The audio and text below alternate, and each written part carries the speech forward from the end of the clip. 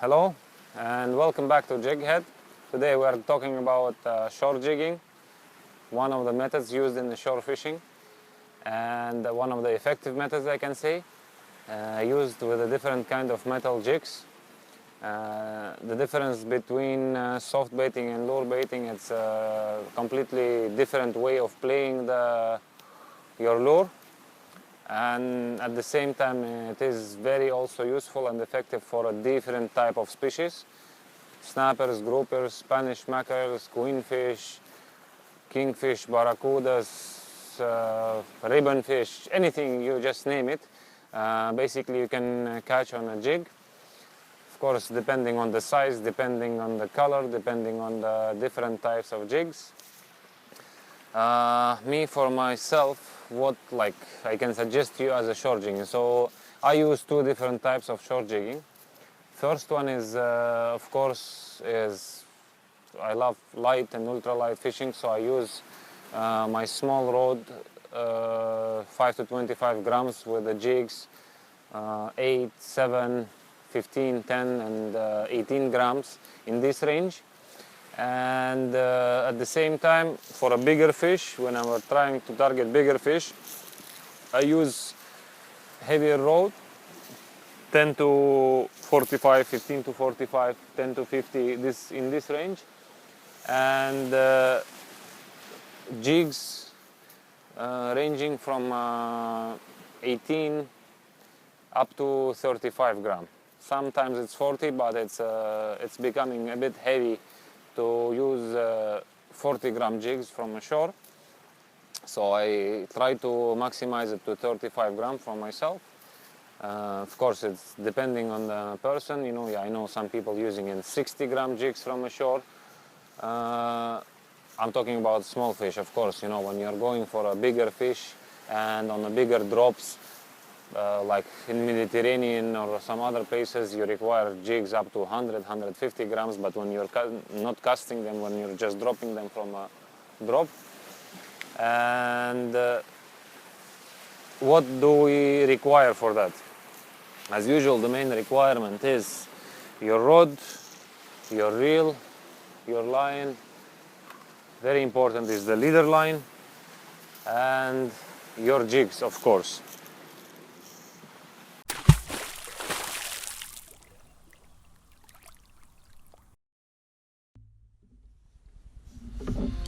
Today we have a huge variety of jigs available in the market, and every jig has its own different play, and it has its own different way of attracting fish. And let's start just going through some of them. As you see, here is the variety of jigs, and they are from a different manufacturers, and they are all good jigs. They are all catching fish, but at the same time they all have different ways of action that comes under the water. So one of the basic and the most common used shapes are this minnow type, the metal jigs, minnow type, standard classical minnow types. And they are usually played, especially from the shore, with a different type of jerks, and at the same time it could be played slowly, it could be played fast retrieval. The main aim of the jig is to represent a small bait fish which is kind of injured, or it's, you know, not in a good situation, and the predator is just eager to attack it. So basically how this jigs works, once it's jerked a couple of times, and when it falls it makes some kind of movement. Of course, it's all depending on the body shape, center weighted, butt weighted, front weighted. It depends on what kind of where is the center of this jig. Like for example, this one is like, you can say, middle weighted jig, and it's gonna fall just normally in the, if it goes flat, it's just gonna spin around itself on the falling, which will attract the fish. It will think it's a bait fish which is a bit injured or something, and it's going down, so why not, let's eat it, you know. There is longer body types, there is shorter body types, there is fatter jigs, there is very thin jigs, you know, very long thin jigs, and each one has their own proposal. Like for example, mostly when it comes to choosing a jig, it depends on your type of playing. So if you go more for a fast jigging, faster jerks, faster play, so you will most probably choose jigs with a narrower body. And if you require jigs to play it slowly, to closer to the bottom, or you want it to fall in a very irregular way, then you go for a more flat type of jig, because it's gonna have different play under the water, which will, depending on the, of course, the weight. For example, this one is head weighted, you know, like for example, that's the approximate weight of the jig, so the most of the weight of the jig is here, so it's gonna be flying, you know, we say flying, it's gonna be deep diving under the water with the head down, and it's going to be, you know, doing this kind of shapes. Of course, each type of jig you can try, you know, go to the manufacturer's the website, and most of them they have shown how this jig plays under the water, and you can see what is the best works for you. Regarding what to use, treble hook or assist hook or both, of course it's always depending on the situation, and I usually start with jigs which has only one assist hook when I don't know the area. So I'll check the area with the jig equipped with one assist hook. So I'm gonna just check for if there is any fish available around, and if there is any bites, and you know, if the fish is very active, sometimes single hook is more than enough. Sometimes when I feel that there is I know the depth now, and I feel some bites but it's not hooking up properly the fish, then I might add a treble hook, or I just play with the jig which has only treble hook. At the same time, if it's only treble hook, I mostly use them on the top or mid water. I don't want to go all the way down to the bottom with treble hook. I have more chances to getting hooked into the rock, and especially, you know, when you're retrieving something fast, you know, your jig's fast on top, when there is queenfish, when there is barracuda, when there is kingfish, one treble is mostly enough, which is even better, because the, you know, barracuda or kingfish, they will bite and they will be hooked from this side only, and again you are having only leader here, so it's better not to have assist here, because if you have assist and it hooks with the assist, and you know the mouth of the kingfish. We have a trophy here. This is the real kingfish teeth. So if the kingfish bites from here and it gets hooked on the side with the treble hook, then there is less chances it's gonna catch your leader line. And if it gets hooked on assist here inside, and with any movement it can just get closer to your leader line and cut your leader line. So when you're you know, see the action and trying to catch fish from the top, I advise you to use treble hooks, and treble hook or one big single hook, especially for queenfish. For queenfish and big trevallis, it's from my experience, it's better to have one big hook. Could be circle hook or any way, but you know, the mouth of queenfish and at the same time trevallis, they're huge, and the treble is just like a small ball. It's just gonna go in and go out.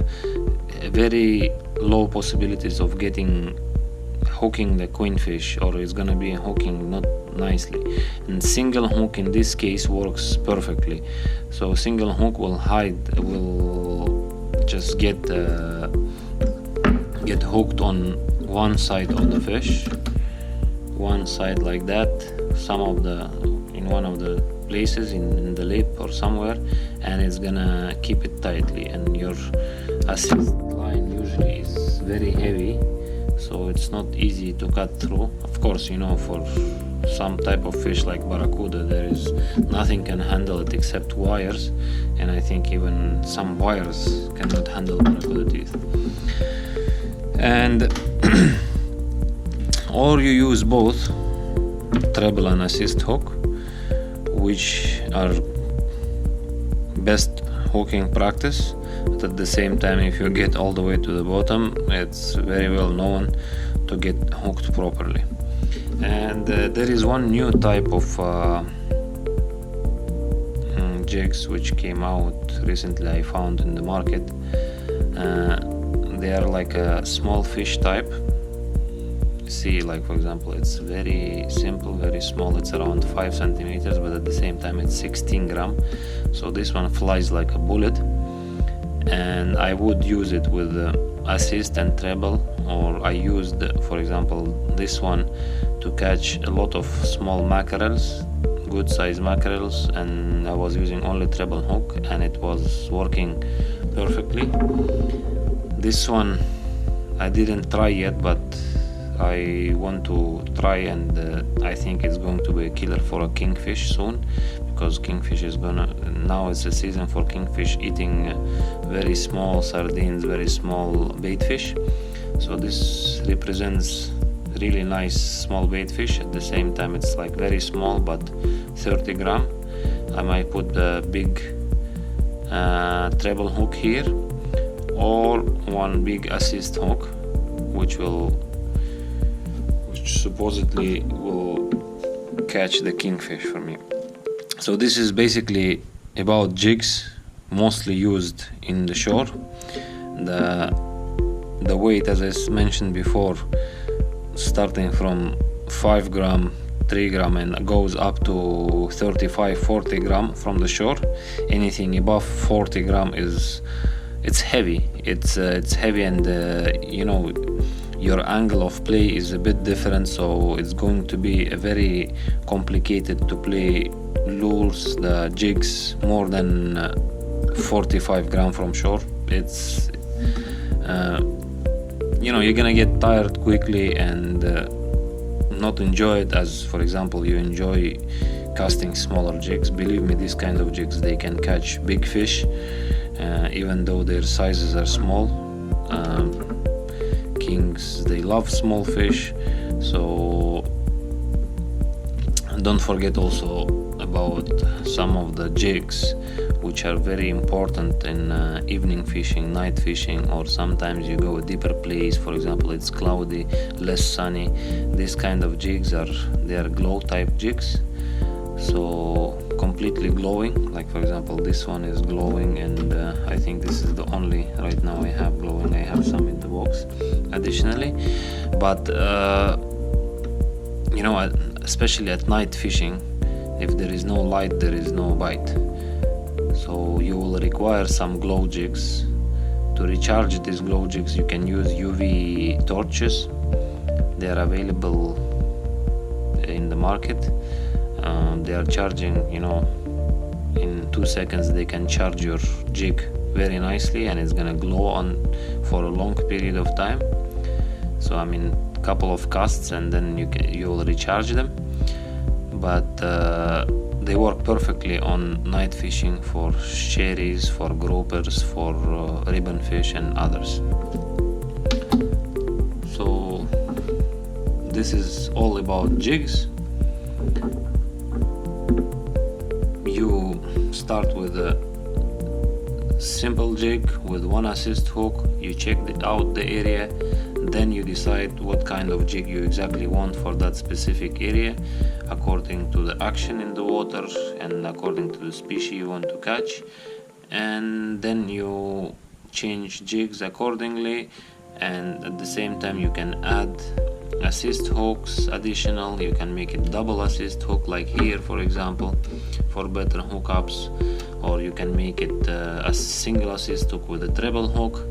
And just one thing to mention, try to keep your assist hooks on not more than half or 1/3 of the jig. Like for example, if I hook my snap here, the hook will be 1/3 of the jig.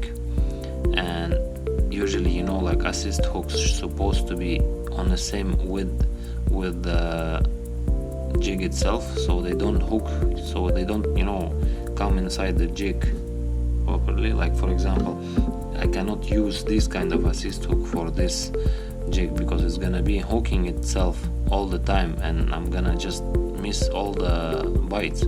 So I will need a smaller assist hook like this size, so a couple of sizes smaller than this one. Let's for example say we have assist hook here.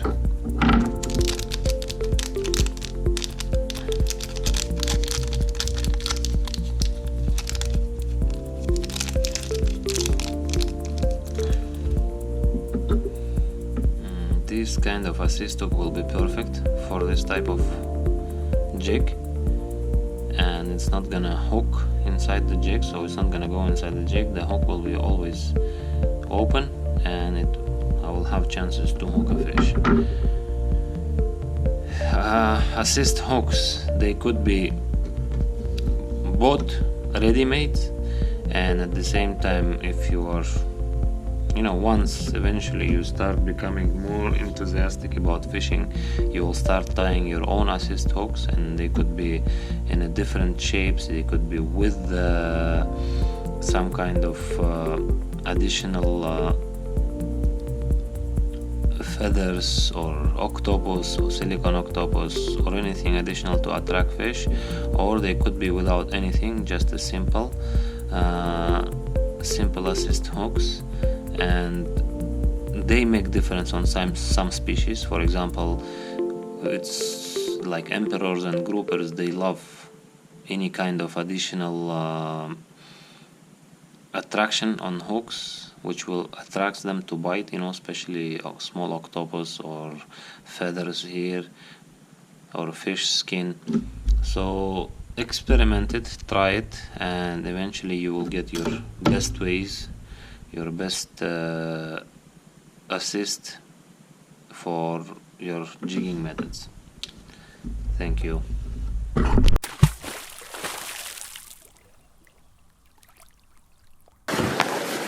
So regarding the jigging, basically there is many different types. There is no specific way of retrieval, but let's go through the main ones, and at the end of the day you can always try different ways, try different methods. The first one, when I come to the shore, what I do is I do, as usual, basic retrieval method. So I cast the jig, I keep it on the top water, and I just basically retrieve it on as a normal lure, just to see if there is any fish on the top water, any active fish. Or maybe sometimes you come and you see something playing on the top, then you start playing with that. So you're just trying to catch something that is available and is looking for some fish. The second method is, of course, standard jigging method, as I say, is you cast your jig and you let it sink all the way to the bottom. You can even open and release a little bit of the line so it touches the bottom. Once it did touch the bottom, then you start by single jumps. We are just checking the bottom. If there is anything on the bottom of the sea. Like for example, one jump, touch the bottom. One jump, touch the bottom.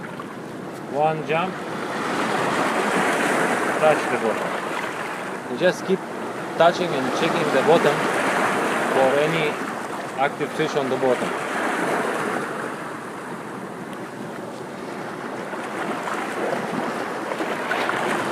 There could be something, there could be nothing. I mean, it's like we are just checking. The jig is a nice tool to check on the fish. So once you start getting closer to the shore, of course there is more rocks there, so you either retrieve faster or you just play in the mid-water, because it's very easy to snag. Especially right now I'm using a jig with the assist and treble together. The second method is once you cast, and now we check the bottom already, and if you have the color, for example, palette, you know approximately what's the depth. First, after a cast, you go all the way to the bottom, and then you start playing in the mid-water. So with, for example, 1, 2, 3. So you make very fast action for a jig. So it goes from the bottom until the mid-water, and then it falls all the way back. 1, 2, 3, 4, 5, for example. The number shouldn't be 5. I mean, it could be 5, 6, 3, 2, according to the depth, according to the preference, and 1, 2, 3, 4, 5. Again, I'm waiting, I'm waiting for it to fall. Now I'm closer to the shore, so I'm just gonna play a bit above the rocks. I'm not gonna play very close to the bottom, because it could be dangerous for me. I could get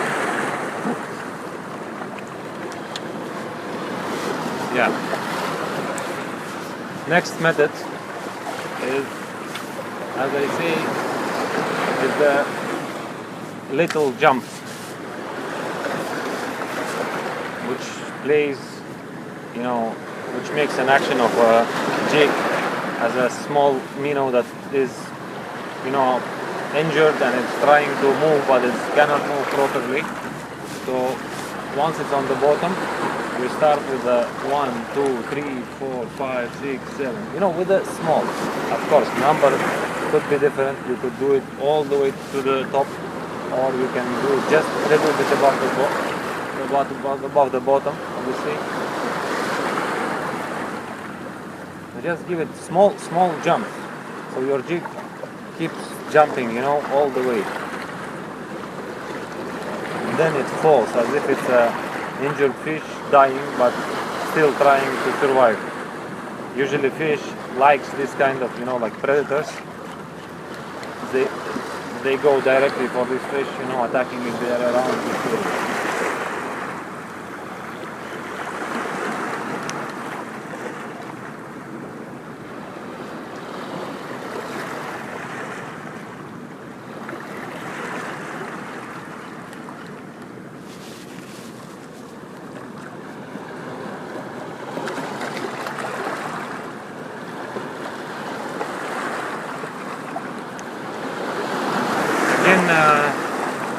One more thing when you are fishing with jigs. Fishing with jigs, comparing to lures, is a bit different, and you have to, for example, right now my location is not perfect for short jigging, because it's very close to the shore, and the water goes, you know, it's shallow, and it goes to a drop. So when I'm close to the shore and I'm on the same level with the sea, my angle is a bit, you know, like more like a straight line.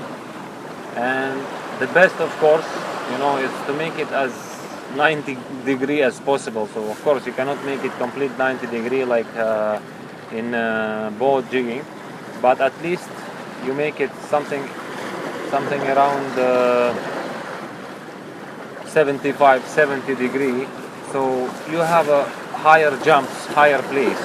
When your line is like this, your jumps are going to be just on the 30 degree, 40 degree, which is not that much attractive for the fish. So let's try again.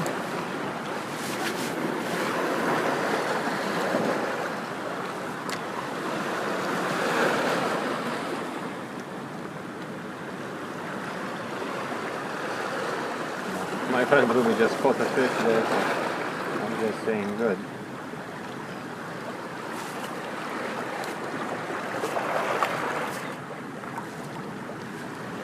Water is murky today, so we might need to use either a glow jig or some kind of more attractive colors like pink, green, you know, not very natural, because natural will make, you know, fish might not see it, and jigs, they don't have vibration, so the mainly jigs are used for the, you know, they attract fish by, you know, fish see it,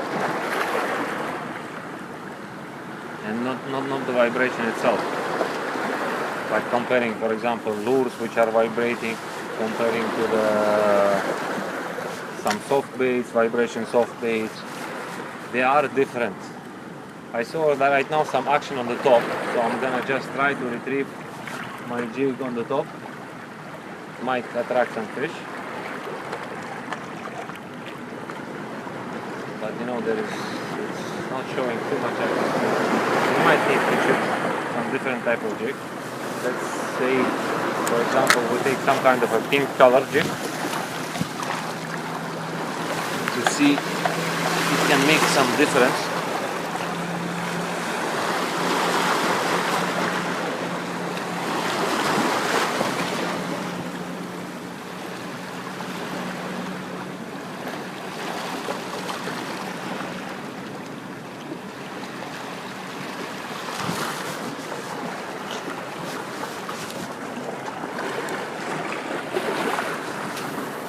It's very important also to have a longer leader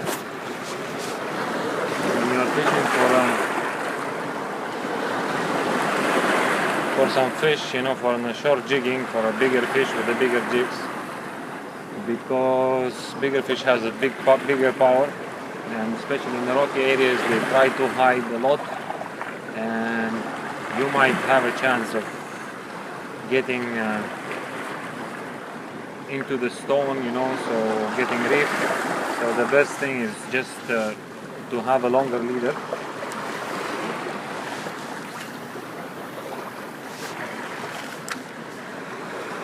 The best part of jigging, using metal jigs, is that you can use them while in a windy day, especially heavier jigs. You can cast them in the windy day, with the big waves, because jig is very heavy and it's just a metal piece, and it's gonna fly like a bullet, and at the same time it's gonna sink to the bottom. So in the days when there is lures are not working, metal jig is one of your best choices to use.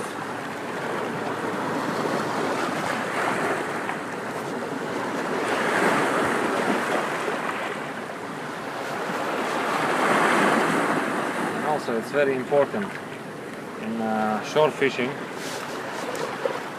as you say, rule number one is no fish move. If there is nothing biting on the one spot, just keep moving along the shore. Eventually, you know, you'll find a place where the fish is hiding, where his fish is feeding. Or if you keep staying in one place, of course, like you have a possibility of some fish passing by, but if it's not biting from the bottom, that means there is no one staying at this time. You know, some fish might come later on, but keep moving before that. You know, keep trying to find the fish from some other place.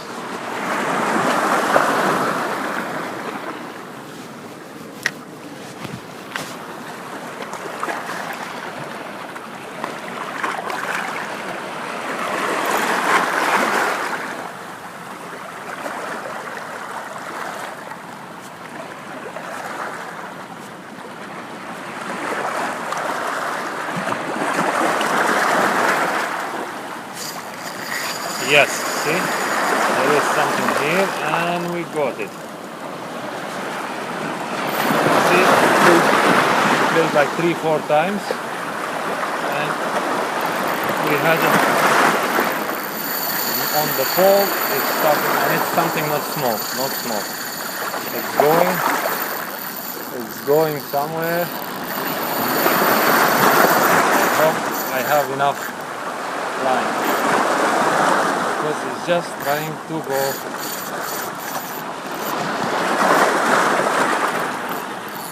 I have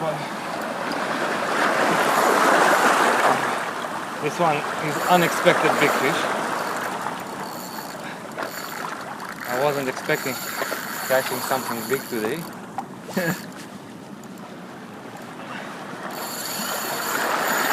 And I hope I'm not gonna get spooled, because it feels like a very big fish, very huge one.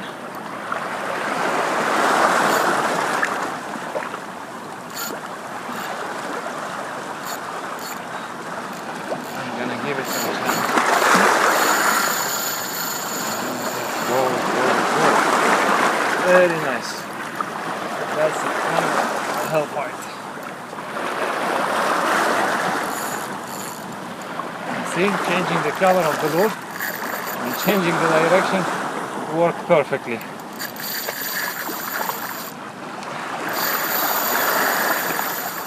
And I hope I'm not gonna get schooled.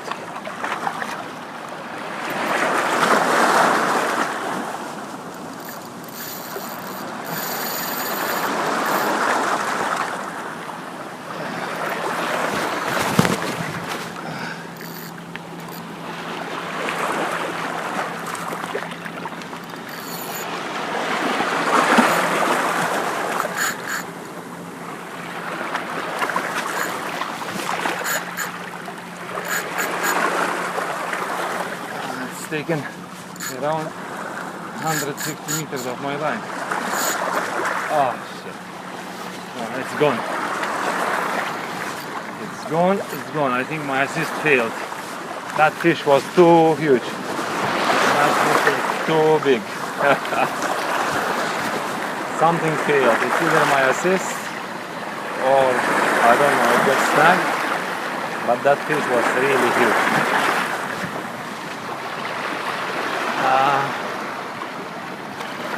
Look how much line it has taken. Amazing. That was this just went and cut my leader. So that's what happens, and I had around 1.8 meters of leader, and this happens also. See? You never know what type of fish you can catch. So let's see, put a new leader and try to fish for something else. Thank you.